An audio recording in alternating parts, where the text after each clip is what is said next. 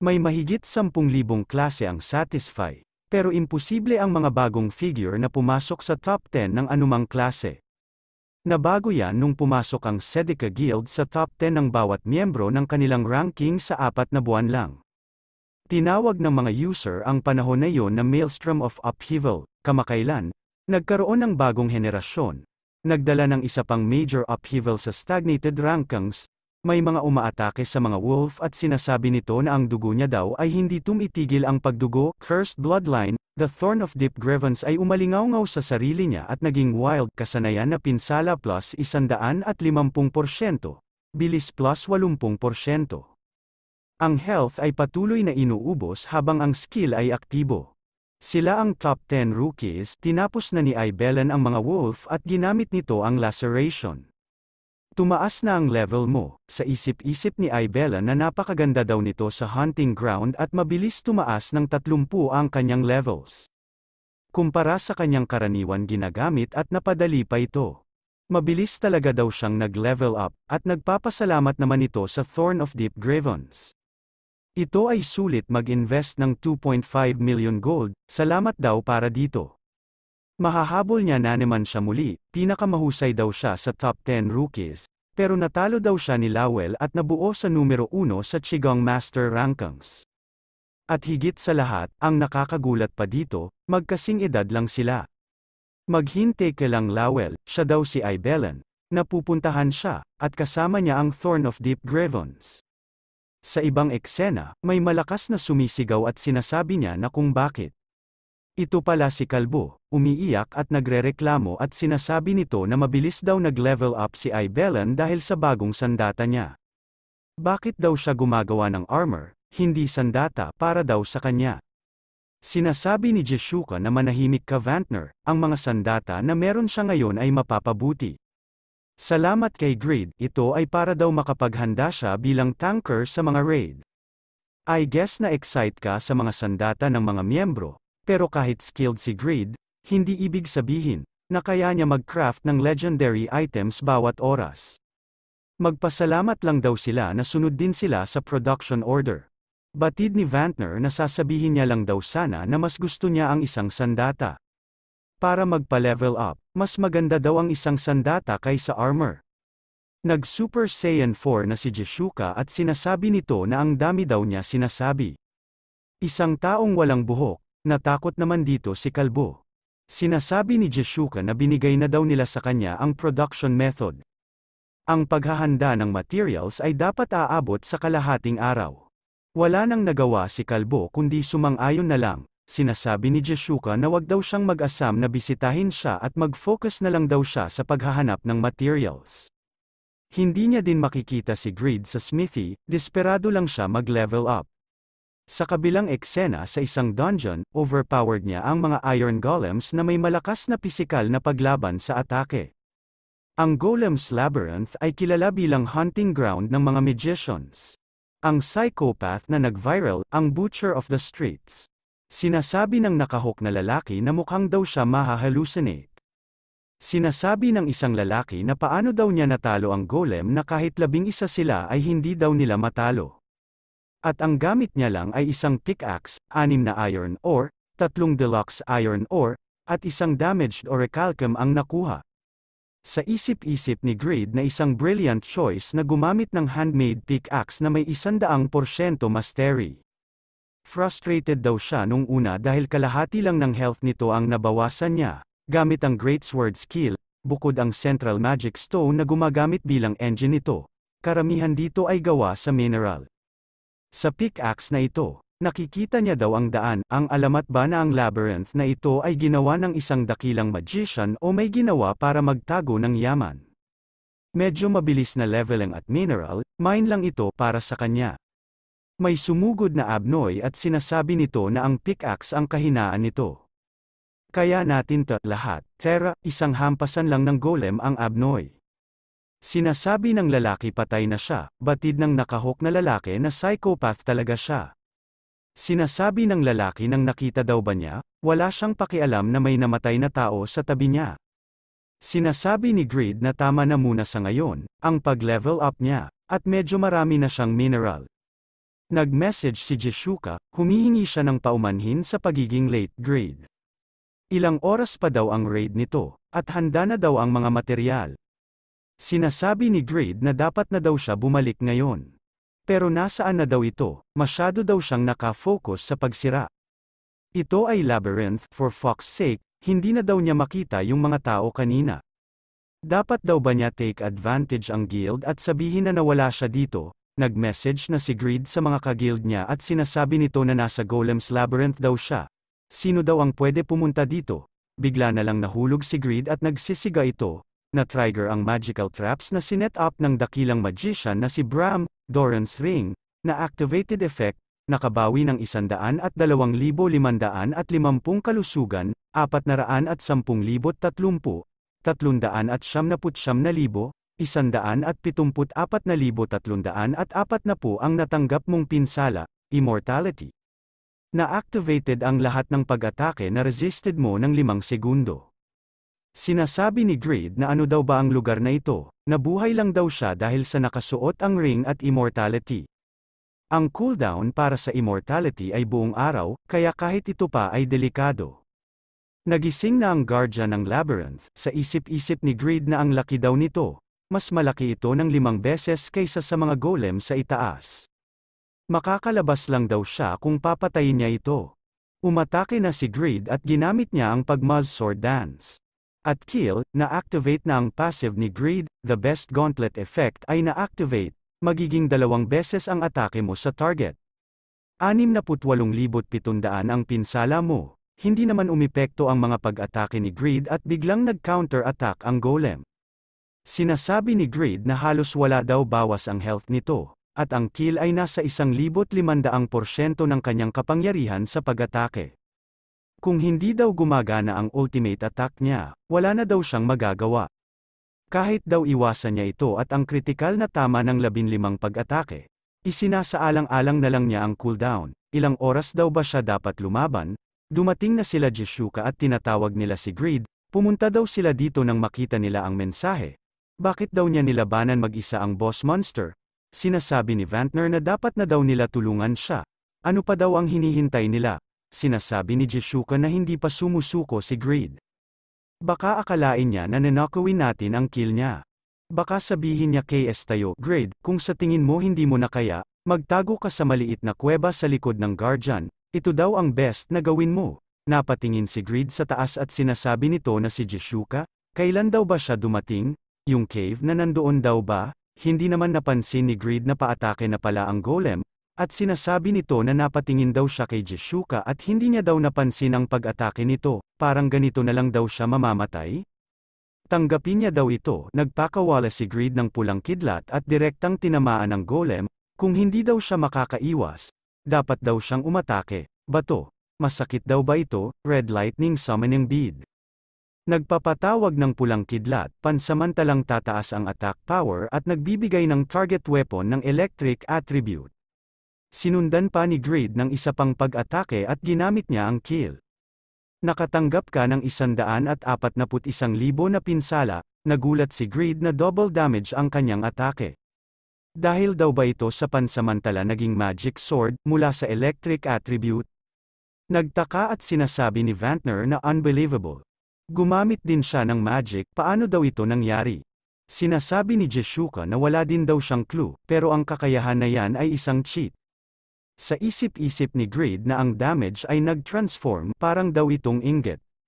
Kung gayon, ginamit ni Greed ang hammer nito sa golem.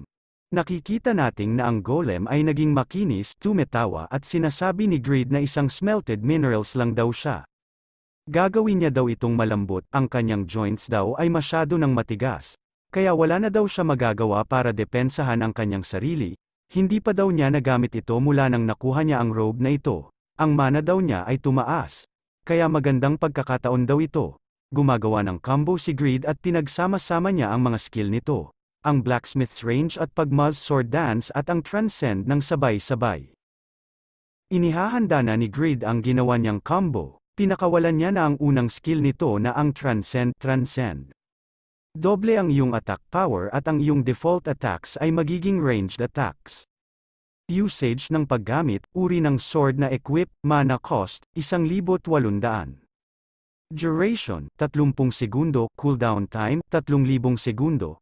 Hindi man lang gumagalaw ang golem sa unang atake ni Greed, buong-buo niya natanggap ang Transcend attack, sinasabi ni Greed na doble na attack power at pulang kidlat. Sa wakas, ang makapal niya mukha ay natunaw na, gagamitin niya daw ang pagkakataong na ito para subukan ang kanyang sword dance. Ginamit na din ni Greed ang Link. 500% ang iyong attack power sa isang target, cost ng mana, 350. Cooldown time, 100 segundo. Nakatanggap ka ng 10,740, 11,020, 9,450, 12,250 na pinsala. Nakatanggap ka ng 12,040, 9,450, 10,150, 9,750 na pinsala. Sinasabi ni Greed na maganda ito. 6 na beses lang ang link niya nung una. Nagagamit niya na daw ito ng 10 beses. Marami daw nag-improve sa kanya, hindi daw siya makagamit ng depensa para sa pagharang sa mga stick arms daw niya. Sinasabi ni Jeshuka na si Greed ay higit siya sa boss sa attack power, stamina at bawat ibang aspect. Pabor din sa kanya ang swerte niya, dahil ang Guardian ng Labyrinth ay isang boss monster na walang kasanayan, pero kahit ganun, ang hirap maniwala na tinalo niya ito sa depensa at attack power. Sigurado daw siya ngayon, tip lang ng iceberg ang mga skills na pinapakita niya sa Malakas Raid at ang Giant Guild incident. Ang lalaking yan ngayon, sinasabi ni Greed na sa wakas, magtatapos na. Ginamit na din ni Greed ang pagmaz sword dance at ang pangtapos na atake na kill. Sa isip-isip ni Jeshuka na kung ginawa ni Greed ang kanyang best, pwede siya maging mas malakas kay Rigas. Natalo na ni Greed ang malaking golem. Natalo mo ang dakilang magician na matapat na lingkod ni Bram, ang Guardian ng Labyrinth. Nakakuha ka ng 180 gold. Nakakuha ka ng 45,350,000 experience. Kasalukuyang level 140 na siya. Sa isip-isip ni Greed na nagtagumpay daw siya sa raid na ito. Lahat ng karanasan ay sa kanya. Nakakuha ka ng 70 deluxe iron ore. Nakakuha ka ng 3 deluxe magic stones, nakakuha ka ng 45 orichalcum. Nakakuha ka ng 33 black iron, nakakuha ka ng isa Braham's treasure chest key. Napapamura na lang si Greed at sinasabi nito na ito na daw ba yon? Hindi daw ba siya boss monster, nakasurvive daw siya sa trap dahil sa kanya, at ang reward ay parang iilang lang ang mahal na metal, scraps lang daw ito. Nagulat si Greed sa bumagsak na bato at sinasabi nito na ano daw ba ito? Saan naman daw nanggaling ang bato na ito? Maraming pabagsak na bato kay Greed at sinasabi nito na ano daw ba ito? Sinasabi ni Jeshuka kay Greed na nawawasak na ang lugar na ito. Tumakas na daw siya papunta sa cave na sinasabi niya sa kanya kanina pa. Sinasabi ni Greed na nandoon ang sinasabi ni Jeshuka na kuweba. Sakto ang pagkapasok ni Greed, gumuho na ang lugar bago siya nakapasok sa cave. Sinasabi ni Greed na muntik na daw siyang mamatay sa lugar na yun. Nauubusan na daw siya ng hininga, sapat na daw sa kanya ang ugly ass monster at Sasaki rewards, at ngayon ay sinusubukan niya daw siyang patayin? Anong klaseng bastos na laro na ito? Braham's treasure chest key. Nakakuha daw ng pagpapala si Greed, the best daw ang satisfy. Ito daw talaga ang meron sense, alin daw kaya ang bubuksan niya dito. Akala ng karamihan isa lang itong trick, pero ito ay reverse psychology, talo ka kung mag-overthink ka. Kaya ang tamang sagot ay dapat ito, kailangan daw nilang mga developers na upgrade ang kanilang laro. Malakas daw ang kanyang instinct, nakakaramdam daw siya ng pera, binuksan na ni Greed ang treasure box, ito na daw ang kanyang tunay na yaman. Ang tamang reward daw para sa kanyang effort, kilalanin niya daw ang tunay na may-ari. Mula ngayon, siya na daw ang may-ari nito, magandang pristine egg, sumisigaw at sinasabi ni Greed na niloloko niya daw ba siya. Napapamura na lang ito sa sobrang galit, nilagay niya daw ang kanyang buhay sa panganib para lumaban sa mga monster at dumating dito. Pero ang madadatnan niya lang ay isang itlog. Bakit daw ba kasama pa ang isang itlog sa rewards? Napaluhod na lang si Greed at sinasabi nito na ito ay paghihiganti, kayong mga bastos. Aalagaan daw niya ito ng mabuti, May dalawa pa daw chest, baka isa daw dyan ang totoo. Wala pa daw siyang susi sa ngayon, ano daw ang gagamitin niya. Nakaisip si Greed na paraan para makakuha ng susi, gagawa na lang daw siya ng susi. Sa kanyang item creation, magsimula na daw siya agad. Tinatanong siya ng system kung ano gusto niya gawin. Sumagot naman si Greed na isang susi, isinasaalang-alang ang bilang ng treasure chest na makikita niya mula ngayon, sulit na gamit ang kakayahan ng paglikha. Upang mabuksan ang lahat ng chest, dapat ito daw ay permanent, dapat niya daw gamitin ang parehong black iron na ginamit para sa Dainsleif. Ang susunod ay isang design. Anong hugis nito?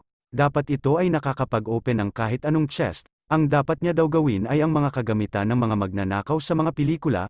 Kailangan daw ang itsura nito ay parang wire, gagawin niya na daw ito. May lumabas na notification na nakumpleto na ang automatic revision, gumawa ng pangalan ng designed item.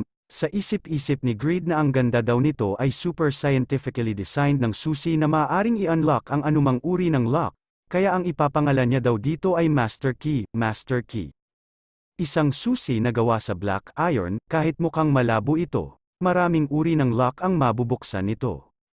Sobrang kawawa ang hitsura, pero ito ay gawa sa magandang material, karagdagang nakakagulat ang pagganap, maaari ito magbukas ng maraming uri ng lock. Sa mas mataas na dexterity ng user, maraming uri ng lock na mabubuksan. Restrictions ng user, higit sa 300 dexterity, sinasabi ni Greed na meron na daw siya ng black iron, hindi na daw problema kung kahit kailan gamitin. Pero kailangan niya daw ng malakas na apoy para matuno ito, na imposible dito. Biglang dumating si Jishuka at tinatanong nito kung okay lang si Greed. Sinasabi ni Greed na tama daw ang pagdating niya. Magsindi daw siya ng apoy para sa kanya, gamitin niya daw ang Phoenix Arrow niya, kailangan niya daw ng apoy para matuno ang ore, gagawa lang daw siya ng maliit na item, sige na daw, nagsusuper saiyan na naman si Jishuka at sinasabi nito na sinasabi daw ba nito na gusto niya gamitin ang kanyang ultimate skill, na kinakailangan ng 100% ng kanyang mana, para magsindi ng apoy, sinasabi ni Greed na hindi daw yan mahirap.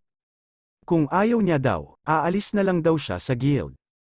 Biglang sumakit ang ulo ni Jishuka at napahawak sa ulo nito at sinasabi na fine. Dapat lang daw ba magpaputok sa pader, di ba? Sa isip-isip ni Jishuka na palihis siya, pero walang dapat mali sa pagsama sa legendary blacksmith. Sinasabihan niya sila na maghanda daw sila, pinakawalan na ni Jishuka ang kanyang Phoenix Arrow. Sinasabi ni Greed na perfect, good job, tumetawa at sinasabi nito na ang lakas daw ng sunog mo Jishuka. Naiinggit na naman si Vantner at sinasabi nito na hawak niya sa kamay si Jishuka, ang angas niya. Sinasabi ni Greed na tapos na daw niyang gawing ang item, tinatanong naman ni Jishuka kung ano daw yan, sumagot naman si Greed na ito ang pinakamahusay na kagamitan sa lupa, tingnan daw nila ito. Bubuksan niya daw ba ang Shop Biased One? Buksan na daw yan. Sabay-sabay nila tinignan ang laman nito. Isang boots ang laman nito, Braham's Boots. Rating, Unique, Durability, 140, 150, Depensa, 130. Bilis plus 10%, Timbang, 50, minus 20% pagbawas sa skill cooldown time. Ang kasanayan na fly ay nabuo boots na mahusay ng dakilang magician Bram. Ito ay tinutukoy ng mysterious na magic ni Bram. Restrictions ng user, at least level 240, gulat na gulat sila sa item at sinasabi nito na may fly na skill ito. Sa isip-isip ni Greed na ito daw ay awesome, ito daw ay may cooldown reduction at ang eksklusibong flight magic na ilang sa mga great magicians na meron fly. At ang mahabang cooldown time ng pag-Muz Sword Dance ay maaari na mabawasan, fly. Tumawag ng mga invisible wings ng magic power upang lumipad na parang isang ibon. Ang bilis ng paglipad ay proportional sa magic power ng caster. Cost ng mana, 2 per second, sinasabi ni Jishuka na unbelievable. Magic lang acquired nito, matapos umabot sa level 200 at nakuha ang ikalawang advancement. Ilang magician lang ang maaaring gumamit nito, sinasabi ni Vantner na ang mga opsyon ay kahanga-hanga at mataas rin ang depensa. Ibenta niya daw ito Greed, bibilhin niya daw ito sa mataas na presyo. Sinasabi ni Greed na hindi daw siya desperado para sa pera at ito daw ang isang kailangan niyang item para sa kanya. Buksan niya daw ba ang last chest? Sa isip-isip ni Greed na nabayaran niya na daw ang lahat ng utang at ngayon may source na daw siya para sa income. Kaya ang natitira na lang sa kanya ay magsimula na sa pag-ipon, wala na daw siya hihigit pa sa mukhang broke. Ngayon, maging mabuti lang daw yung iba. Simula na ng maluhong buhay. Biglang nagbukas at may biglang may tumama kay Greed. Sinasabi ni Greed na ano daw ba yan? Ano daw ba ang nangyayari?